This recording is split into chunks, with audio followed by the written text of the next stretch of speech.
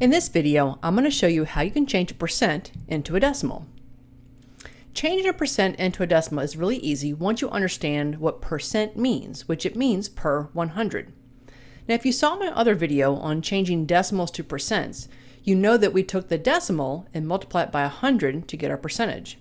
Well, to go from percentage to decimals, you do the exact opposite. So we're going to divide by 100. Let's walk through these four examples here. 16% is our first example. We can assume there's a decimal right here at the end of the 6. If we're going to divide by 100, we're going to move the decimal to the left 2 spaces. 1, 2, decimal goes here, put a 0 in front, and our decimal is 0.16. 60%. Again, let's put our decimal here. Let's move it to the left, which is divided by 100. Move it to the left 1, 2 spaces. Put our decimal here, 0.60. Third example, 74%.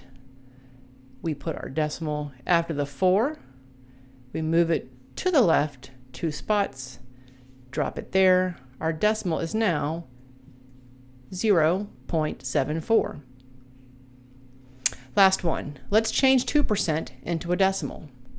So we have the decimal here, but we don't have 2 digits to move over.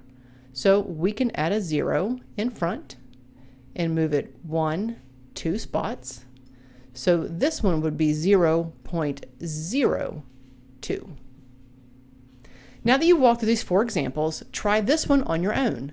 Change 9% into a decimal. I'll leave a link in the description for you to watch the video to get the answer to this problem. Leave a note in the comments, let me know how you did. Good luck. If you want to see more math help videos, be sure to subscribe to my channel. Give it a thumbs up if you found it helpful. And check out my website at improvemath.com to download your free printable worksheet. Thanks for watching.